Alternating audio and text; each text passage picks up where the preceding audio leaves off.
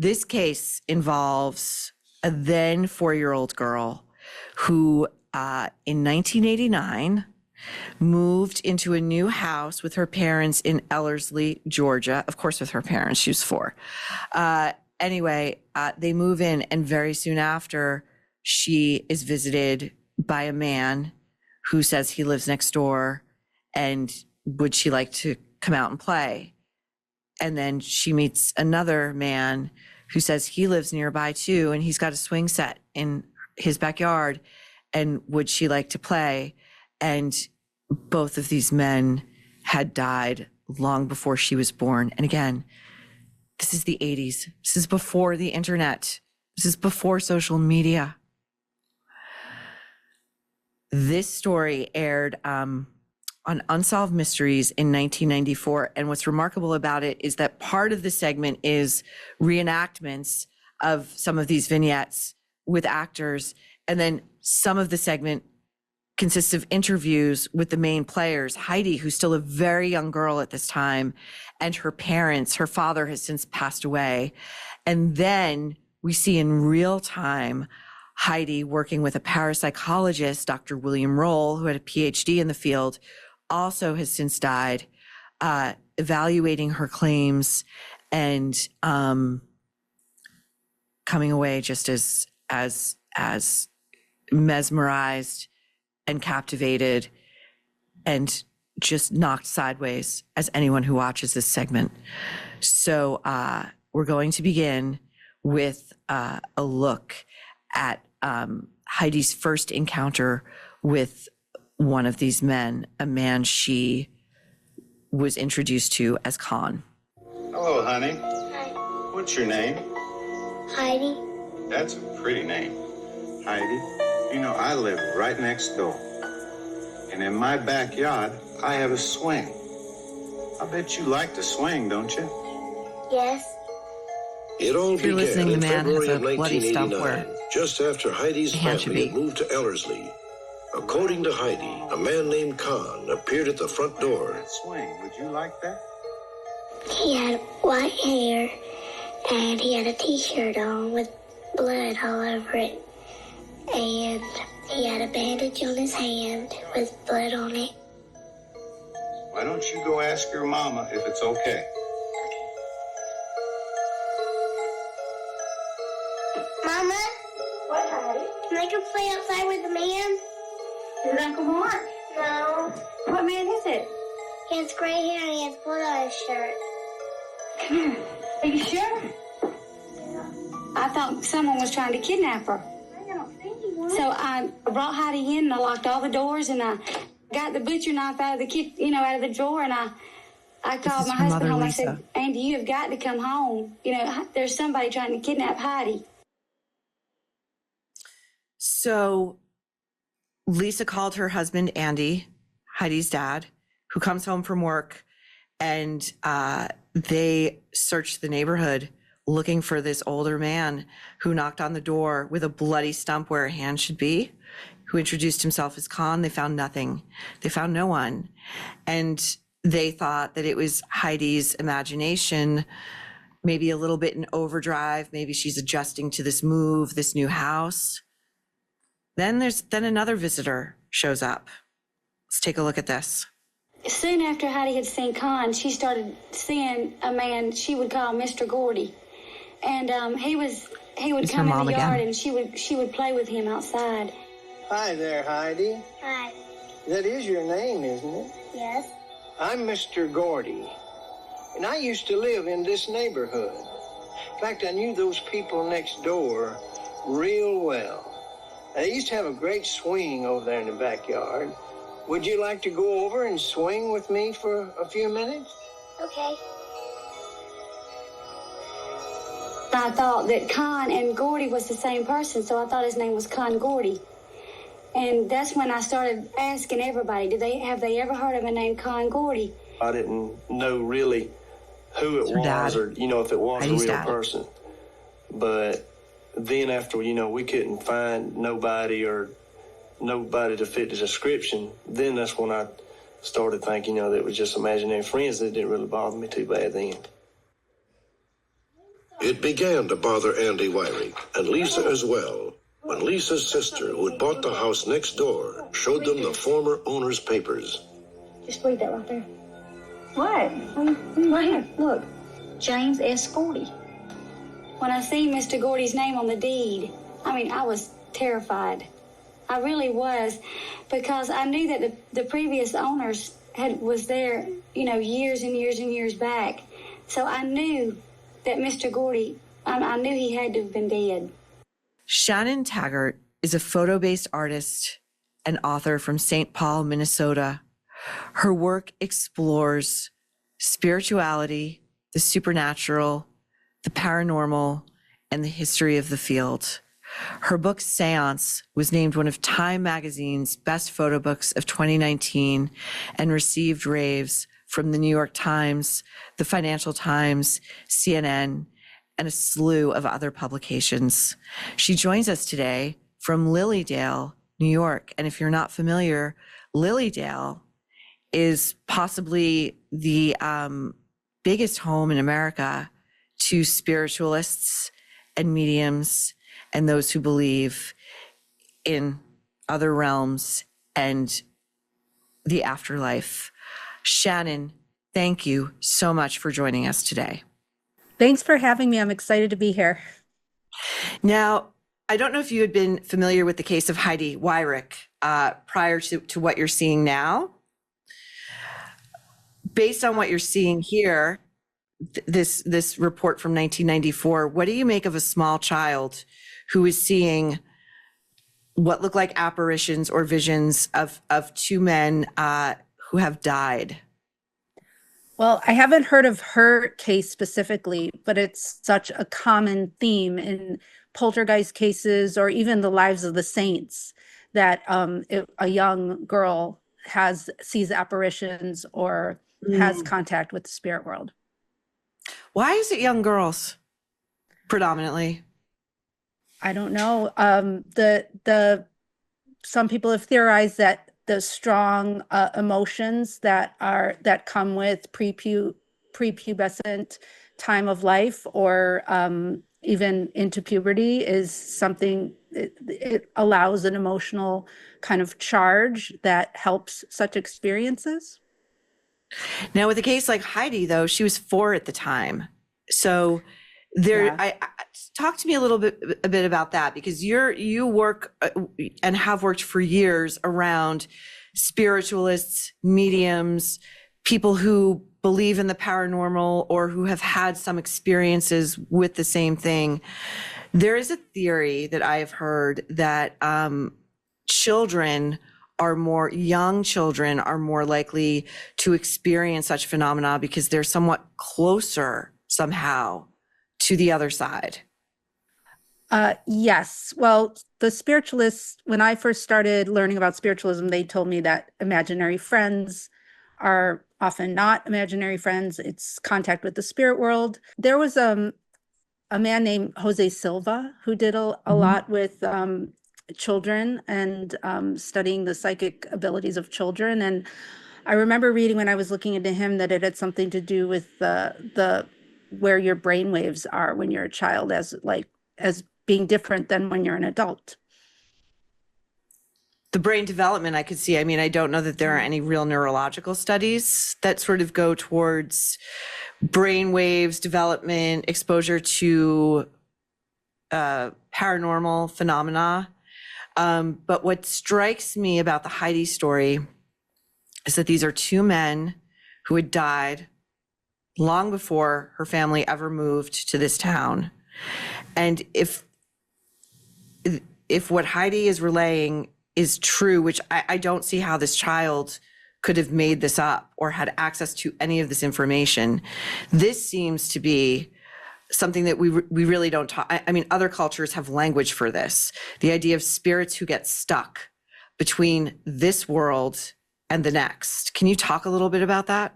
Well, I guess one way to look at it is some people say some spirits get stuck and then they need help, but others believe that we can have contact with our loved ones and that it's like the veil between life and death remains connected. Often you'll hear parents who lose their children who have experiences of visits from their children. There's different ways of looking at it. Nobody knows for sure. This struck me as just a classic kind of spirit contact, less so than like somebody being stuck. But I don't know. The thing that makes it confusing to me, if these spirits aren't stuck, is why they would seek out a small child, to play with. It strikes me as odd. I mean, if I were that mother, I would think something sinister was afoot. I've heard it described as they'll go to where some who can see them or who can have contact. Mm-hmm. And there is talk in the show about the family having abilities, and that is part of the conversation as well. What I loved about this episode is it touches on so many different themes that are confusing or talked about in paranormal cases. It kind of spans the gamut, which makes the episode really rich. Well, there's part of the episode that we're not showing, but there comes a time in this timeline, Gordy and Khan, who we learn later, we'll see, she's off by one letter. They visit Heidi for 3 to 4 years by her account, constantly. And she's happy with them, and her parents understand that these are not living beings as we understand them. Her mother becomes pregnant, and during that time, Heidi begins to tell her parents she's having visitations from darker spirits. They feel more demonic. She can't see their faces. They frighten her. After the baby is born, she comes into their room one night hysterical, and she's got 3 claw marks down her cheek. Her father thinks perhaps she did that to herself. In the ensuing nights, her father wakes up and reports one night 3 scratches on his side, the next night 3 scratches on his back, the next night 3 scratches on his chest. He says they thought about moving, and Heidi's mom says, I don't think that's going to make a difference. She's got the gift. These spirits will find her wherever she goes. I wanted to ask you about this, though, because as much as I think the 2 older men are visitations to Heidi, it struck me as interesting that the visions would take a darker turn during a time that would be, I would imagine, highly anxiety inducing for a little girl who's got a new sibling on the way and has already moved and is maybe worried about her place in the family. What do you make of any of those theories? Well, I think you honed in on something that's really important about the paranormal is often situations get more charged, or there's more reports during liminal periods of transition or change. One of the best books I think ever written on the paranormal is called The Trickster and the Paranormal by George Hansen. And he points out that, liminality is a huge characteristic. And so if emotions are evolved and at a time, like you pointed out, it would be life-changing for her, that it does seem significant that the tone changes then and things start going haywire then. It seems to me, I mean, my sort of theory about it is some of this is absolutely documented paranormal activity, and some of it may be then auto-generated by Heidi's own young mind, and that the darker visitations may just be her brain attempting to wrap itself around emotions that are far too big for a small child to really integrate or understand. Does that make sense? Yeah, that's the mind it's often said that the mind plays a part in how the unknown appears to you. And interesting. So if you bring because the mind or the emotions are shaping it. So this does align with theories about the paranormal. So we're going to now take a look when Heidi began reporting darker visions and the father began reporting what he thought were attacks by demonic spirit or spirits in the house, they called in a professor of the paranormal. He had a PhD. His name was Dr. William Roll. He's since deceased. But the brilliance of Unsolved Mysteries was they recorded this in real time. Now, the first clip we're going to look at, Shannon, is Dr. Roll sitting down with Heidi and her mother in their home, which is significant because this is where the locus of all the activity. And he presents Heidi with a bunch of physical photos. What you are watching is real. Heidi Wyrick is looking through the photographs for the first time.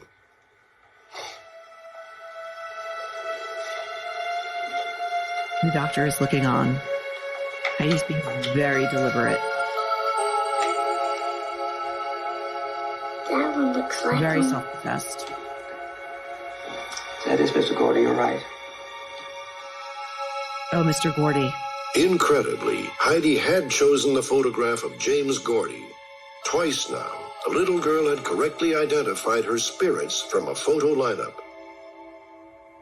Having spoken to Heidi and her parents, I'm even more convinced that we are dealing with genuine parapsychological experiences.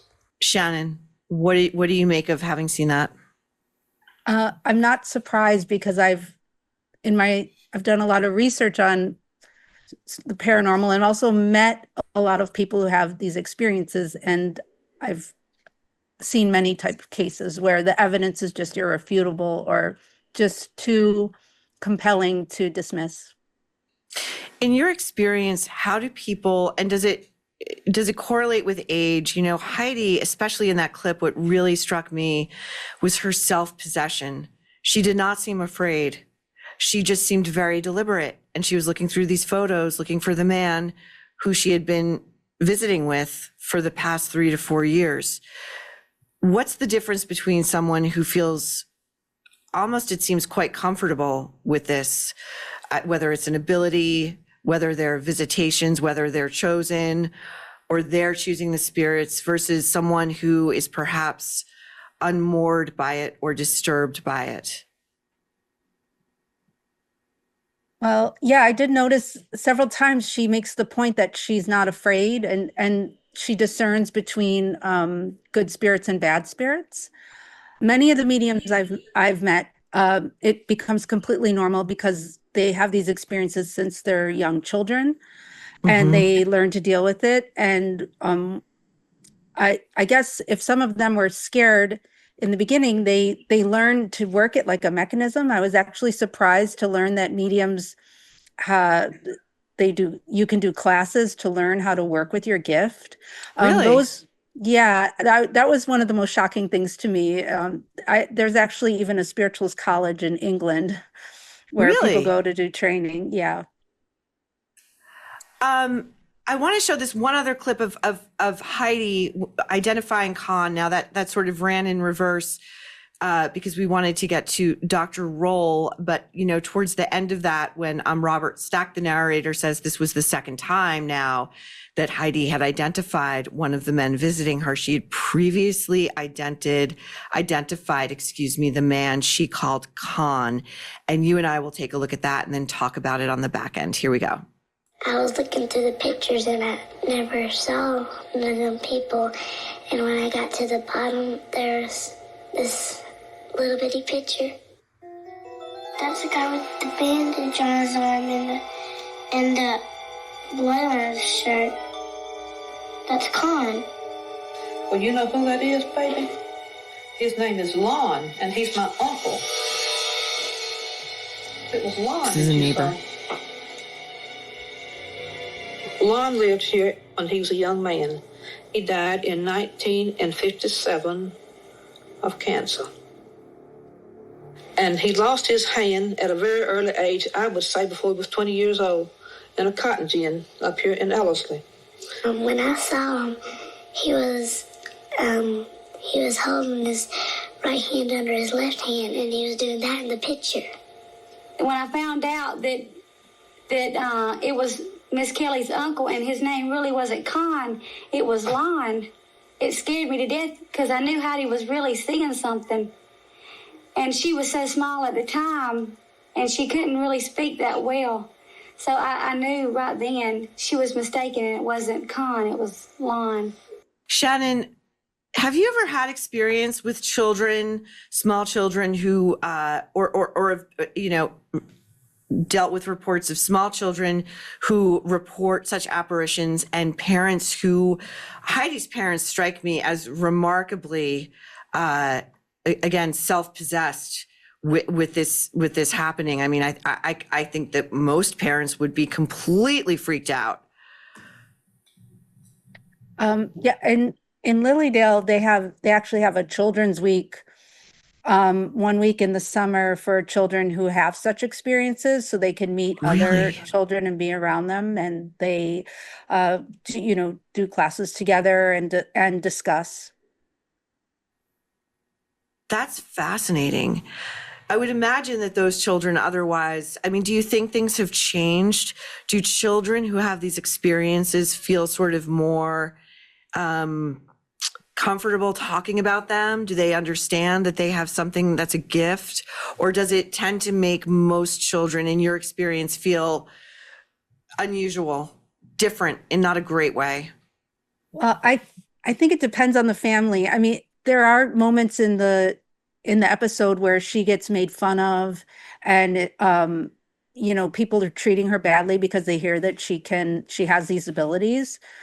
So I think in our culture, it's kind of cleansed out, or people are less apt to embrace it or even talk about it. And a lot of people do lose the ability, even if they have it when they're young, that they just learn to tune it out.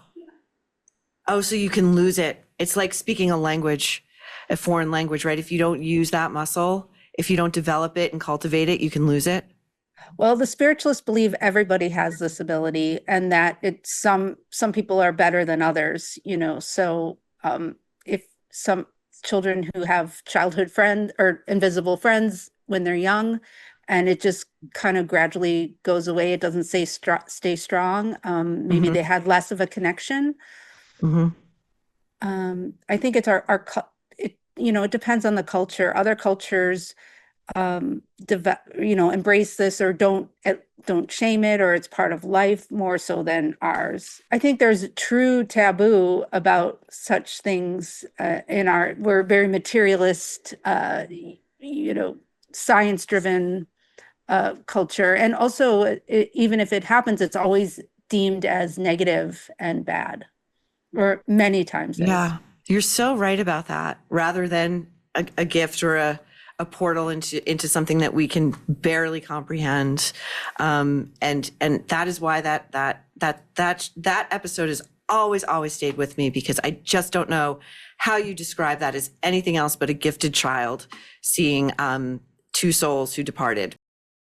Here's a shock. It's been over 16 years since the federal minimum wage was raised to $7.25. Can you believe it?